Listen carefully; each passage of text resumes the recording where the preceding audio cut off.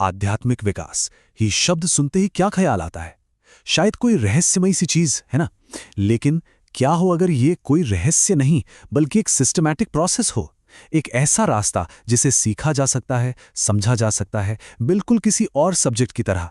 तो आज हम इसी प्रैक्टिकल रास्ते को थोड़ा समझने की कोशिश करेंगे। और सबसे पहला सवाल जो मन में आता है वो ये है कि क्या इसके लिए अपनी पूरी जिंदगी, अपना सब कुछ पीछे छोड़ देना जरूरी है? ये एक ऐसा डर है जो बहुत से लोगों को रोक देता है। उन्हें लगता है कि सब कुछ त्यागना पड़ेगा। पर क्या ये वाकई सच है? चलिए देखते हैं कि सोर्स मटेरियल इस बारे में क्या कहता है। तो चलिए इस चीज को थोड़ा और समझते हैं। देखिए, एक तरफ तो वो आम धारणा है कि आध्यात्मिकता मतलब रहस्यमयी दर्शन, अचानक से कोई ज्ञान मिल जाना, और दूसरी तरफ है एक बिल्कुल सिस्टमैटिक रास्ता, एक स्ट्रक्चर्ड लॉजिकल अप्रोच जिसमें प्रैक्टिकल टूल्स हैं, मेजरेबल प्रोग्रेस है, और सबसे जरूरी बात, इसे अपनी डेली लाइफ के साथ जोड़ा जा सकता है। तो इस पूरे सिस्टम की नींव क्या है? इसका आधार क्या है? जवाब है मानसिक परिपक्वता या मेंटल मैच्योरिटी। और ये यात्रा किसी एडवांस्ड मेडिटेशन से शुरू नहीं होती, नहीं, ये शुरू होती है अपने मन पर काबू पाने से, उस पर महारत हासिल करने से। अब जरा इस आंकड़े पे नजर डालिए। ये सच कहूं तो काफी चौंकाने वाला है। सोर्स के मुताबिक आत्मज्ञान के रास्ते का 60 से 70% हिस्सा सिर्फ और सिर्फ मेंटल मैच्योरिटी हासिल करने में लगता है। मतलब ज्यादातर सफर तो यही है ना? सोचने वाली बात। तो सवाल उठता है कि ये मेंटल मैच्योरिटी आखिर है क्या चीज? सीधे शब्दों में कहें तो ये वो अंदरूनी ताकत है जिससे कोई अपने मन को शांति से चला सके। मतलब गुस्सा, जलन या किसी को दोष देने जैसी फीलिंग से कंट्रोल हुए बिना अपने मन का पायलट खुद बनना। इस बात को समझाने के लिए ये एनालॉजी एकदम परफेक्ट है। जरा सोचिए, आपकी गाड़ी ठीक से चल नहीं रही, उसके ब्रेक काम नहीं कर रहे, और आपको अपने दोस्त के घर जाना है। क्या ये मुमकिन है? बिल्कुल नहीं।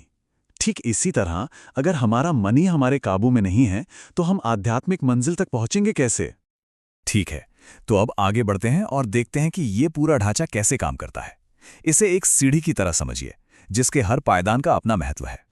ये जो सिस्टमैटिक पाथ है, ये एक सीढ़ी जैसा है जहां हर स्टेप जरूरी है। पहला कदम ये पहचानना कि मन सिर्फ एक टूल है, एक उपकरण। फिर दूसरा कदम, उस टूल को संभालने के लिए अंदरूनी ताकत बनाना, यानी वही मेंटल मैच्योरिटी।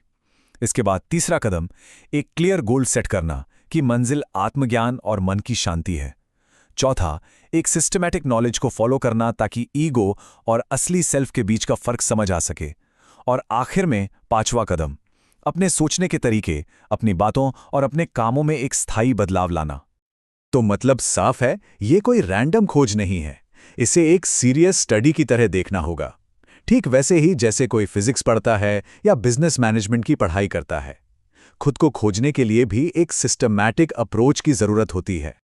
चलिए, अब इस प्रैक्टिस के असली लक्ष्य की बात करते हैं, क्योंकि यहां सतही अनुभवों और गहरे स्थायी परिवर्तन के बीच के फर्क को समझना बहुत जरूरी है। और इस फर्क को समझने के लिए पहले यह जानना जरूरी है कि हमारा लक्ष्य क्या नहीं है।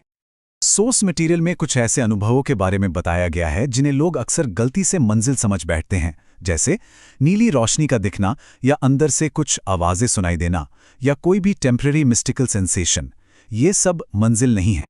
तो अगर ये सब लक्ष्य नहीं है तो फिर असली पैमाना क्या है?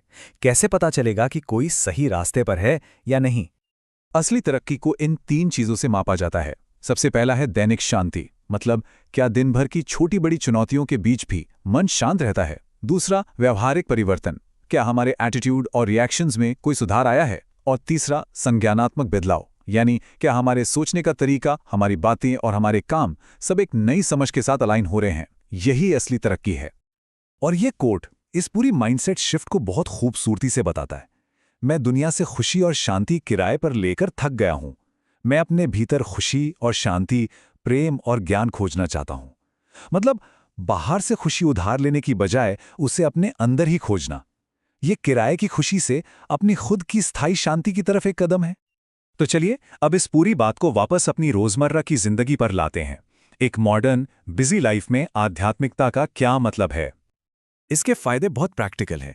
ये हमें अपनी जिम्मेदारियों से दूर नहीं ले जाता, बल्कि उन्हें और बेहतर तरीके से निभाने में मदद करता है। पर्सनल और प्रोफेशनल रिलेशनशिप्स बेहतर होते हैं, इमोशनल रिएक्शंस को सहने की ताकत बढ़ती है और मेंटल एनर्जी भी बचती है, क्योंकि दोष देना और शिकायत करना बंद हो जाता है। कुल मिलाकर लाइफ की क्वालिटी पहले दिन से ही बेहतर होने लगती है। तो सबसे जरूरी बात यह है कि लक्ष्य दुनिया से भागना नहीं है, बल्कि दुनिया के साथ ज्यादा असरदार तरीके से, ज्यादा शांति और खुशी से जुड़ना है। ये जो बात है कि आप खुद को आईने में देख रहे हैं, ये सोचने पर मजबूर करती है। इसका मतलब ये है कि हमारी जो बाहरी शिकायतें होती हैं वो अक्सर हमारी अंदरूनी हालत का ही एक रिफ्लेक्शन, एक परछाई होती हैं।